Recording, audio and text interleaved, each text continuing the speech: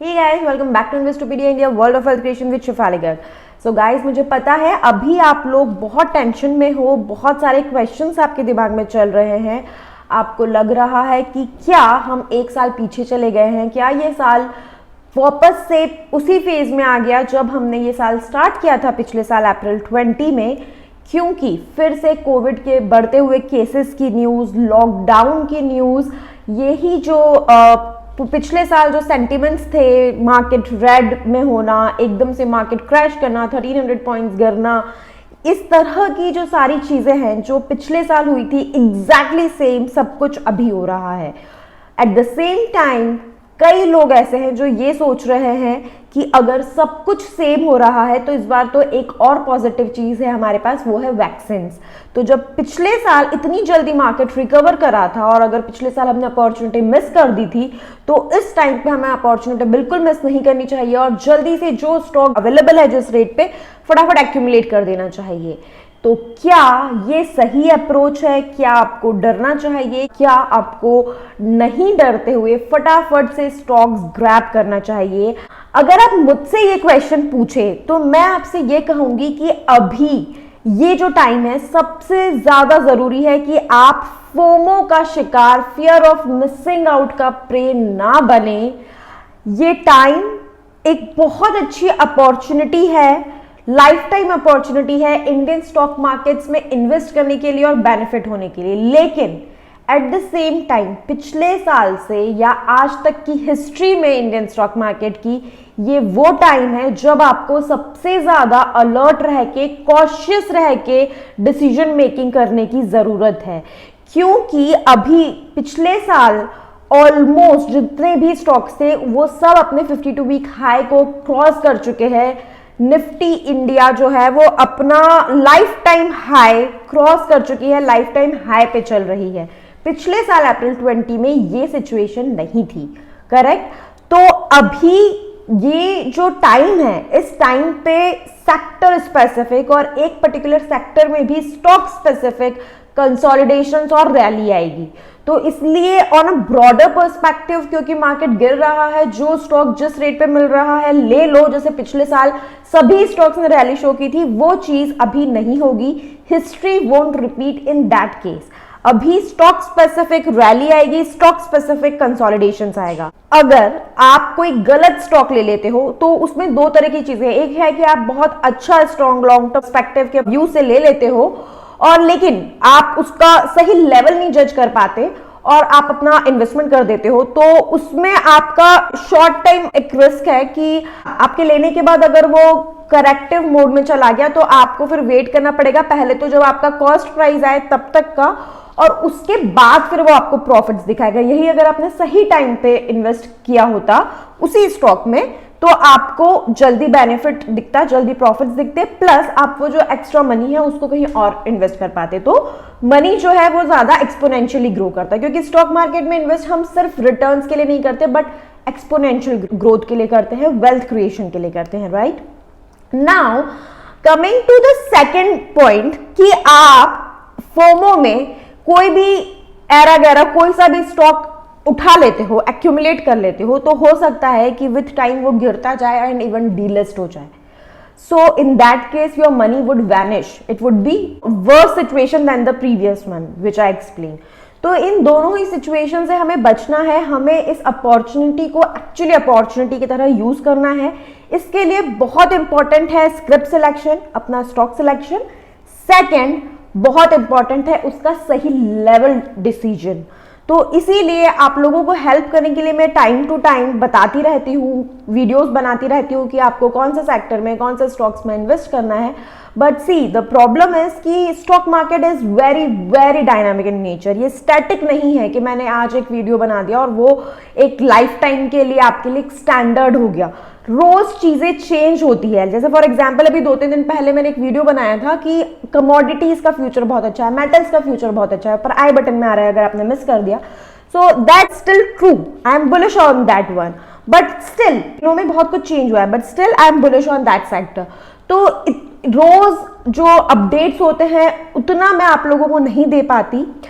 अगर आप चाहते हैं कि आपको रोज का अपडेट मिले, कस्टमाइज्ड लेवल पे मैं आपको रिकमेंडेशंस दे सकूं, मल्टी बैगर्स रेकमेंड कर सकूं, आपको पोर्टफोलियो क्रिएट कर सकूं, बैलेंस्ड आपको इनकम डेवलप करवा सकूं, तो आप ले सकते हैं हमारी कस्टमाइज्ड पर्सनलाइज्ड सर्विसेज। अगर आप अफोर्ड कर सकते हैं तो आपको डेफिनेटली लेना चाहिए और बेनिफिट उठाना चाहिए।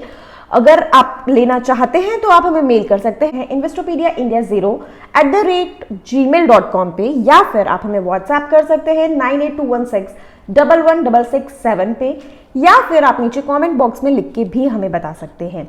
So for example one of my recommendations, आज मार्केट इतना रेड में था, 1300 पॉइंट डाउन था एंड क्लोज हुआ ऑलमोस्ट 900 पॉइंट्स डाउन। स्टिल हमारी जो रिकमेंडेशन थी उसने बहुत अच्छा परफॉर्म करा, 7% 8% की रैली शो करी। So all my clients, all my members are really happy. तो ये मैं बहुत दिल से चाहती हूँ। ये नॉमिनल फीस लेने का मतलब ये नहीं है कि मैं उन लोगों को जो ये फीस नहीं दे रहे या मेरे क्लाइंट्स नहीं है उनको नहीं बेनिफिट करना चाहती, और इसीलिए मैं time to time free recommendations भी देती हूँ, but practically it's not possible to give you that kind of service which I can give to people who are availing services on day to day basis. तो अगर आप afford कर सकते हैं definitely you should try. अब आज के video में मैं आपको एक इंपॉर्टेंट चीज बताऊंगी कि किन सेक्टर्स में, किन स्टॉक्स में आपको अभी डेफिनेटली इन्वेस्ट नहीं करना है, क्योंकि मुझे लगता है कि वो एक ज्यादा इंपॉर्टेंट चीज है आपके लिए जानना। अभी एक गलत इन्वेस्टमेंट आपके 10 अच्छे इन्वेस्टमेंट्स को खराब करने का पोटेंशियल रखता है। So that is why today's video is dedicated what not to do, या in which stocks you should not invest. Let's start, but before that, if you have not subscribed, please do subscribe my channel, and if you like the video, please do like and share. Now एक बार हम summarise करते हैं अभी की जो situation है। कोविड-19 second wave जो है वो ऑल ओवर दी वर्ल्ड बहुत डेंजरस रही। उसका इम्पैक्ट जो फर्स्ट टाइम की वेव थी उससे बहुत ज़्यादा रहा। इंडिया में हम वो देख पा रहे हैं इम्पैक्ट। अभी ही रोज 1 लाख केसेस का न्यूज़ आने लगा है, जबकि पिछली बार स्टार्टिंग में ये न्यूज़ नहीं था, धीरे धीरे केसेस बढ़े थे। तो वैक्सीनेशन स्टार्ट होने के बाद, इतने लोगों को वैक्सीन लगने के बाद भी ये न्यूज़ आ रहे हैं। Even I have read news की फर्स्ट राउंड ऑफ वैक्सीन अगर हो गई है किसी की, सेकेंड नहीं हुई है, तब भी लोगों को कोविड हो रहा है, डेथ केसेस भी इंक्रीज हो रहे हैं। अब ऐसी सिचुएशन में कंप्लीट 100% लॉकडाउन जैसा पिछले साल हुआ था, आई डोंट थिंक सो कि वो होगा। But yes, you know, state wise restrictions, lockdown, night curfews, ये सारी चीजें हो रही है और ये बढ़ भी सकती है। अब लोगों का कहना है कि मोस्टली सिर्फ महाराष्ट्र ही तो एक स्टेट है जहाँ पे 100% लॉकडाउन का सिनेरियो बन रहा है, जहाँ पे सबसे ज्यादा स्ट्रिक्ट रेस्ट्रिक्शंस आ रहे हैं, क्योंकि वो सबसे ज्यादा अफेक्टेड है। तो मैं आपको बता दूं कि महाराष्ट्र इज द स्टेट जो इंडिया की इकोनॉमिक जीडीपी में सबसे ज्यादा कंट्रीब्यूट करता है। तो महाराष्ट्र में लॉकडाउन मतलब इंडियन इकोनॉमी पे एक बड़ा impact. This is the scenario, but of course yes, vaccination is there now. उसके अलावा वी हैव नाउ लर्न कि क्या ये वायरस है, कैसे इससे डील करना है। डॉक्टर्स, मेडिसिन साइंस भी काफ़ी डेवलप हो गया है, डॉक्टर्स को पता पड़ गया है कि कैसे डील करना है। तो situation is better than last year. We are in a comfort zone as compare to last year. इतना ज़्यादा पैनिक नहीं है, बट स्टिल कुछ सेक्टर्स ऐसे हैं जो ऑलरेडी लास्ट ईयर बहुत ज़्यादा इम्पैक्ट हुआ है। सम हाउ फंड रेजिंग करके या किसी तरीके से they managed to survive and reached this year, expecting कि फाइनेंशियल ईयर 23 तक चीज़ें वुड बाउंस बैक, उनकी प्रॉफिटेबिलिटी नॉर्मल हो जाएगी and it would start from this year itself. But अब ये वापस से जो एक आ गया है लॉकडाउन और वापस उनकी सर्विसेज कंप्लीटली बंद हो गई है, this might impact their even existence. कई जो ओनर्स है, होटल ओनर्स, उन्होंने मुंबई में ये स्टेटमेंट दिया कि now this is nail in the coffin, we were trying to survive. अभी तक हमने गवर्नमेंट की तरफ से भी ऐसा कोई बहुत बड़ा रिलीफ पैकेज इन इंडस्ट्रीज के लिए नहीं देखा है। So the situation is really difficult. As I told you, stock market is very static. ये जो मैं आपको कह रही हूँ, avoid this stocks, ये अभी के लिए कह रही हूँ। फ्यूचर में situation might change, so you may want to keep a track of this ones कि कब आपको इसमें actually invest करना चाहिए। Coming to the first category, multiplex operators. I am sure all of you would agree with me कि सबसे difficult time इस time पे अगर किसी का रहा है, मल्टीप्लेक्स ऑपरेटर्स का रहा है, और बॉक्स ऑफिस को अगर सबसे ज़्यादा रेवेन्यू मिलती है तो वो मुंबई से, महाराष्ट्र से मिलती है। तो आइनॉक्स, पीवीआर, एरोस, मेरे हिसाब से it should be a strict no to add in your portfolio right now. आपको बहुत कम रेट्स पे वो अवेलेबल है, आई डू अग्री, बट अभी उनका फ्यूचर सस्टेनेबल नहीं लग रहा मुझे, क्योंकि because of various reasons, not only this कोविड-19 पेंडेमिक सी बहुत सारी चीज़ें हुई है। एक तो उनका जो बिजनेस मॉडल है उसमें कॉस्ट बहुत ज़्यादा है to survive, to sustain, right. उसके बाद में 1 साल का टाइम बहुत बड़ा होता है जब 100% बंद था, तो उन्हें मतलब कोई रेवेन्यू आई नहीं, और अब अगेन ये सेकंड फेज आ गया। उसके अलावा big banner movies, big production houses कोई भी फंड नहीं कर रहे। क्यों नहीं बन रही अभी बिग बैनर मूवीज? क्योंकि प्रोडक्शन हाउसेस फंड नहीं कर रहे, क्योंकि ऑब्वियसली कोई भी नहीं चाहेगा कि उनका पैसा डूबे, राइट, या हमें उतने अच्छे रिटर्न्स नहीं मिले जितने 1-2 साल रुकने के बाद मिल सकते हैं, क्योंकि प्रोडक्शन हाउसेस की भी एक कैपेबिलिटी होती है, एक लिमिट होती है। वो ये नहीं कर सकते कि 100 करोड़ की मूवी आज बना ली, एक कल बना ली, राइट। तो they are reserving their funds right now. Second, अभी अगर आप अपने आप से पूछोगे तो अभी फर्स्ट वेव के बाद में एक नॉर्मल सी आई थी अभी पिछले 2 महीनों में, तो कुछ लोगों ने जाना स्टार्ट किया पीवीआर, आइनॉक्स वगैरह में, बट हम में से कितने लोग हैं जो गए बिकॉज ऑफ वेरियस रीजन। सिर्फ एक यही रीजन नहीं था कि हम कोविड की वजह से डर के कारण नहीं गए, बट एक कंफर्ट जोन आ गया कि यार घर पे रिलैक्स होके बेडरूम में ओटीटी प्लेटफॉर्म पे मूवी देखना is more chilling than taking the hassle of going to mall, फिर वहां पे पीवीआर में जाना है, हाथ सैनिटाइज करना है, वहां बैठ के मूवी देखना है।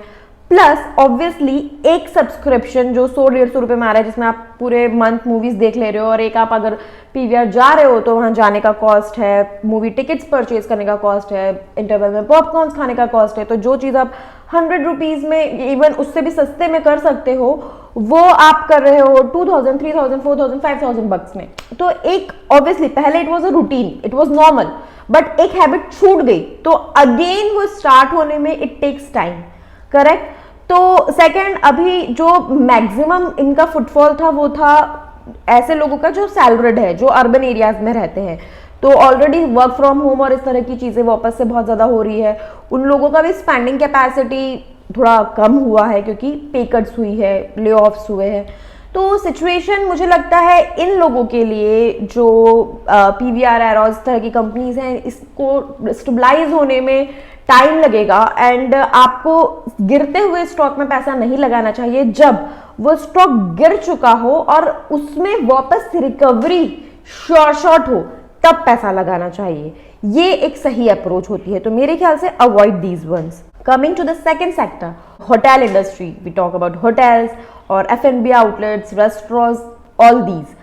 सो अगेन, अभी जब ये कोविड थोड़ा कम हुआ था तो जो लेजर ट्रिप्स है वो बहुत बढ़ गई थी, लोगों ने लेजर के लिए घूमना बहुत स्टार्ट किया था, क्योंकि मुझे लगता है कि होटल सेक्टर जो है वो मल्टीप्लेक्स सेक्टर से जल्दी रिकवर करेगा, क्योंकि हम में से ज्यादातर लोग भले ही मल्टीप्लेक्स में जाके मूवी नहीं देख के आए हों, क्योंकि हमारे पास एक ऑप्शन अवेलेबल था ओटीटी प्लेटफॉर्म का, वेरी कंफर्टेबल, हम अपने घर से देख पा रहे थे। लेकिन टूरिज्म का, लेजर ट्रिप्स का, रिलैक्सेशन का हमारे पास और कोई ऑप्शन नहीं था। अगर हम नहीं ट्रैवल कर रहे तो हम नहीं ट्रैवल कर रहे, हम अपने घर में हैं या हम लोकल सिटी में हैं, तो हमें वो जो सेटिस्फैक्शन घूम के मिलता है, लेजर ट्रिप करके मिलता है, वो नहीं मिल पा रहा था।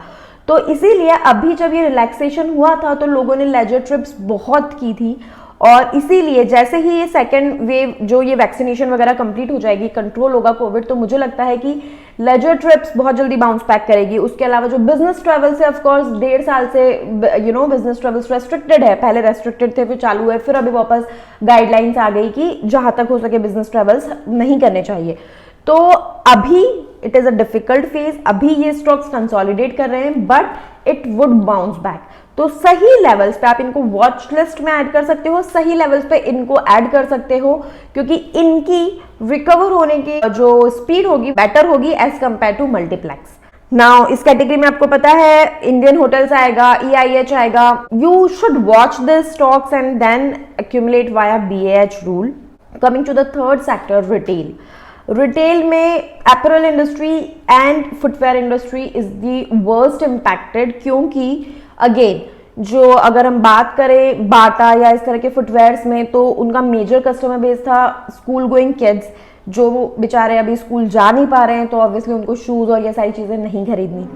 सेकेंड, ऑफिस गोइंग यंगस्टर्स, जिनको फैशन करना होता है, उन हर थोड़े दिन में नए फॉर्मल्स खरीदने होते हैं, matching footwears, matching hand bags, तो obviously they are not going to office, they are not able to flaunt all these things, तो obviously they are not buying these things that much. Work from home में dresses तो फिर भी बंदा flaunt कर लेगा, footwears कैसे flaunt करेगा, राइट? तो समवेयर इनका बिजनेस अफेक्टेड है, क्योंकि जो नीड बेस्ड बाइंग है, और ऑब्वियसली आप घूमने जाते हो, आप चलते हो, तो आपके फुटवेयर्स का ज्यादा यूजेज होता है। Footwear industry would be impacted, apparel industry would be impacted, तो आदित्य बिरला फैशन, ट्रेंड, इस तरह के stocks you might just avoid. But at the same time if you talk about these retail sector, इसमें अगर हम एवेन्यू सुपरमार्ट की बात करें, तो ये बहुत अच्छा टाइम है वो एक्यूमुलेट करने का। क्यों? क्योंकि ग्रॉसरी आप लोगे, राइट? आपने पिछले साल मार्च में भी ली, अप्रैल में भी ली, मई में भी ली, अभी भी आप ले रहे हो, हमेशा ले रहे हो, तो consistent demand is there. So Avenue Supermart you can add, otherwise you should avoid retail. Alcoholic beverages में दो जिसको पीना होता है वो पीना कर ही लेते हैं, बट स्टिल अभी कुछ टाइम के लिए यूनाइटेड स्पिरिट्स ब्रेवरी में थोड़ा करेक्शन आ सकता है। Luggage again, since travel is being impacted a lot, तो वीआईपी, सफारी, ये सब जो लगेज सपोर्ट आपको देते हैं, जो बैग्स एंड ऑल मैन्युफैक्चर करते हैं, they are at a very back seat, और ऑलरेडी जो उनका स्टॉक है वो डेड स्टॉक हो रहा है, उन्हें वो बेचना रहेगा। अगर एक बार डिमांड आएगी भी तो उन्हें पहले वो क्लियर करना पड़ेगा, क्योंकि इन कंपनी से साथ में प्रॉब्लम ये होती है मैन्युफैक्चरिंग में कि एक तो उन्होंने जो बनाया है, जो उन्होंने पैसा लगाया है बनाने में, क्योंकि रॉ मटेरियल का तो उनको पेमेंट करना पड़ा, वो पैसा भी ब्लॉक्ड है।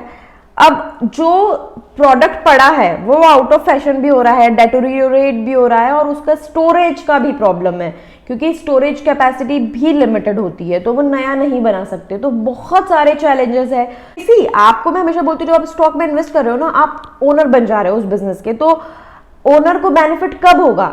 जब सिर्फ सेल्स नहीं होगी, जब सेल्स इतनी होगी कि हमारी कॉस्ट तो निकल जाए, हमारे लॉसेस कवर हो जाए, और उससे ज्यादा हम कमाए, प्रॉफिट्स हम कमाए, राइट? तो वो फेज कि प्रॉफिट्स हम कमाए, एक्सपोनेंशियली हम ग्रो करें, वो आने में टाइम लगेगा। तो इससे बेटर कहीं स्टॉक्स है जिनमें आप इन्वेस्ट कर सकते हो, बेनिफिट हो सकते हो। Now coming to realty sector, realty sector again you know, इसमें एक तो वो सेक्टर आ गया जो मॉल्स वगैरह है, जैसे for example Phoenix mall in Mumbai, so that would be largely impacted, you should just avoid. Second category है डीएलएफ, गोदरेज प्रॉपर्टीज, जो घर बना के बेचते हैं, तो again because salaried class in urban areas is the major customer, so somewhere sentiment is affected. Coming to the last sector for today's video, banking sector, banking nifty, इसमें दो कैटेगरीज आ जाएगी, बैंक्स एंड एनबीएफसीज। जो banking Nifty है, banks और NBFCs है, इनको multiple reason से corrections आने के। फर्स्ट, जो लोन्स की डिमांड थी, ऑटो लोन, होम लोन, ये सारे जो लोन डिसबर्सल्स एकदम से बढ़ रहे थे, वो अगेन रुक जाएंगे, क्योंकि लोगों में एक थोड़ा सा डर का माहौल आ गया है। प्लस जिन बैंक्स ने प्रोविजनिंग अच्छी की थी उनको तो सर्वाइव करने में कोई प्रॉब्लम नहीं होगी, लेकिन जिन बैंक्स ने प्रोविजनिंग एडिक्वेट नहीं की थी उन्हें डिफिकल्ट फेज देखना पड़ेगा। जो ऑलरेडी डिसबर्स लोन है वो अगेन स्ट्रेस में है, पे आउट्स लोग करेंगे नहीं करेंगे, क्या रहेगा। तो जो बड़ी एनबीएफसी लाइक बजाज फाइनेंस और इस तरह की एनबीएफसीज को थोड़ा डिफिकल्ट फेज देखना पड़ सकता है। जो बड़े बड़े इंफ्रास्ट्रक्चर लोन्स, वर्किंग लिमिट्स होती है, वो अफेक्टेड है। अगेन जो ये बड़ी बड़ी मैन्युफैक्चरिंग फैसिलिटीज है, लॉकडाउन होगी, उनका मैन्युफैक्चरिंग अफेक्ट होगा, तो बहुत सारी चीजें हैं। एंड इसके अलावा अभी सुप्रीम कोर्ट में इतने टाइम से पेंडिंग चल रहा था case on interest on moratoriums, उस पे सुप्रीम कोर्ट ने वर्डिक्ट दे दिया है कि PSUs is going to take hit of से 1800 to 2000 करोड़।